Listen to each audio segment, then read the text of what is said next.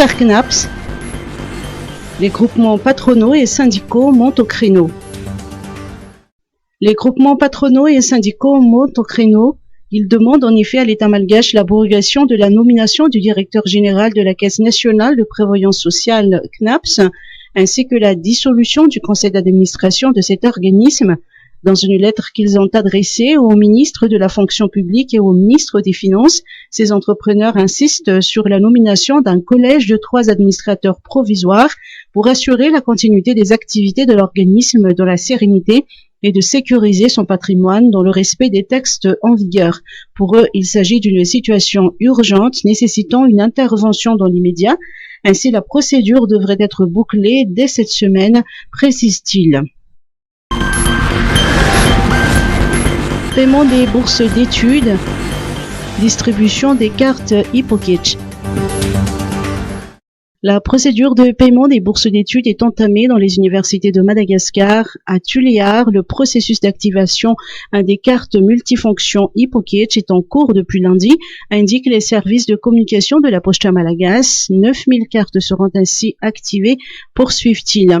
À Thomasna, la présidence de l'université de Barikadim annonce que les cartes Hypokitch, qui servent à la fois de cartes d'étudiants et de cartes de paiement électronique des bourses, sont désormais disponibles.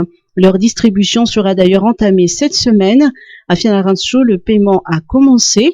Toutefois, certains étudiants dont le compte n'est toujours pas accrédité ont exprimé des protestations depuis lundi. À Majunga, des étudiants ont manifesté lundi pour revendiquer leurs 6 mois d'arriérés de bourse.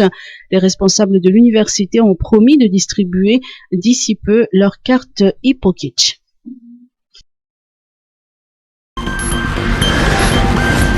Opérateur touristique de Nosubé demande d'ouverture effective des frontières aériennes.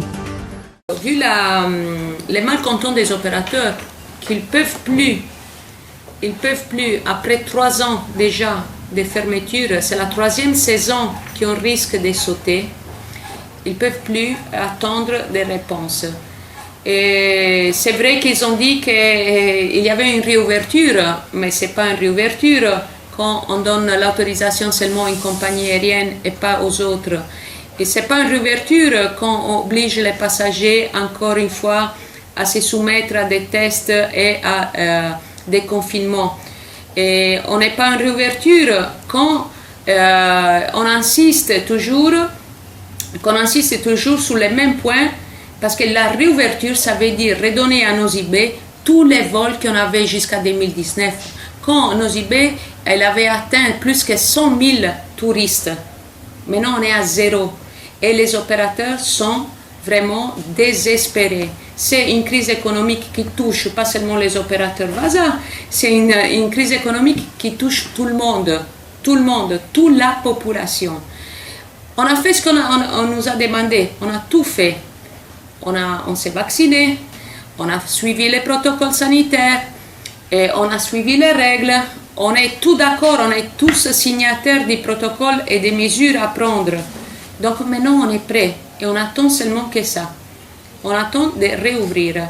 C'est pour cela que les 31, d'une façon bien sûr polie, éduquée, appropriée, on va réunir tous les opérateurs et pour la première fois, ça sera les opérateurs même en première personne qui vont expliquer parce que c'est aussi difficile chaque fois interpréter une association ou une organisation qui parle au nom de quelqu'un d'autre.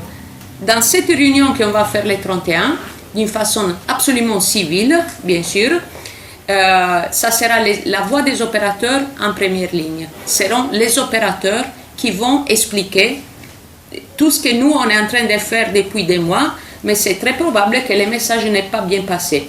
Donc ça sera vraiment eux qui vont vous dire réellement qu'est-ce qui se passe et pourquoi on est vraiment à la limite de la survivance. Vaccin anti-Covid, 336 000 doses supplémentaires du gouvernement américain. Un nouveau lot de 336 000 doses supplémentaires de vaccins anti-Covid, dont du gouvernement américain, est arrivé hier, portant à plus de 2,1 millions le nombre total de doses offertes par les États-Unis à Madagascar. Les derniers chiffres officiels rapportés par Covidvax Madagascar font état de 1 297 653 doses de vaccins administrées, soit un taux de 3,86% de vaccinés par rapport au nombre total de la population. Selon les constats, trop peu de Malgaches acceptent de se faire vacciner.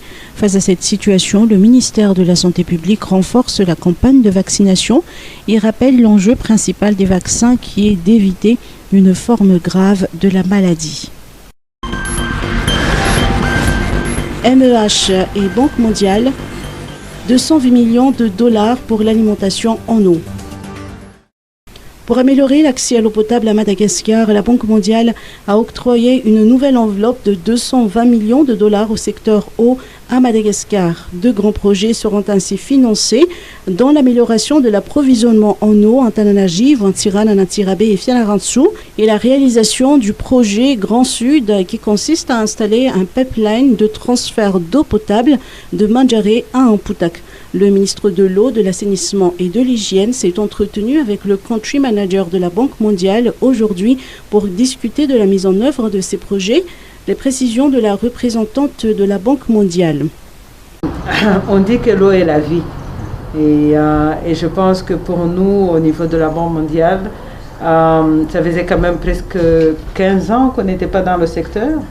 Et notre premier point d'entrée, c'était sur le sud. Vous en avez parlé tout à l'heure. Donc, où nous avons maintenant ce programme Muyinjo qui est à hauteur de 200 millions, dont 50 millions est vraiment sur la question de l'eau, puisque le Sud ne pourra pas sortir de la crise de développement dans laquelle il est sans résoudre la question de l'eau. Et donc, pour nous, on est vraiment encouragé par les quelques petits succès qu'on voit avec déjà les quelques interventions qu'on a dans le Sud et qu'on puisse voir que maintenant, c'est des petits pas, mais c'est de l'espoir que tout est possible si on arrive vraiment à se focaliser sur ce changement de paradigme dans le Sud, où on pourra donner les moyens aux populations elles-mêmes avec l'appui du gouvernement pour vraiment résoudre la question fondamentale de l'eau et donc la question de la sécurité alimentaire et donc un peu ce changement de paradigme pour que les gens puissent passer l'étape d'une soudure pour vraiment, je l'espère, sortir de cette crise perpétuelle de Kéré dans le Sud. Donc ça, c'était vraiment notre premier point d'entrée avec le secteur de l'eau et donc maintenant, encouragé par ces efforts, on revient dans le secteur de l'eau ici urbain, de façon urbaine, et en focalisant sur la ville de Tana, il est évident que la ville de Tana, avec plus de 3 millions de personnes, ça c'est des investissements que j'appelle les no-regret investments, qui sont importants et qui, je l'espère, pourra vraiment aider à changer un peu cette situation où les gens utilisent plus l'eau aux bornes fontaines que de l'eau dans leur propre ménage et qu'on puisse changer ce paradigme de prix aussi au niveau des coûts aux bornes fontaines. Donc, parce qu'une institution comme la nôtre, quand on intervient dans le secteur, ce n'est pas uniquement pour faire les investissements, c'est pour aussi s'assurer que les institutions qui fonctionnent dans le secteur soient soutenables. Donc on en a toute une discussion sur Girama, ça c'est sûr, et plus important qu'on puisse voir si on change la vie des gens, si on puisse avoir un peu plus d'argent qui sont accès à l'eau et à des coûts abordables.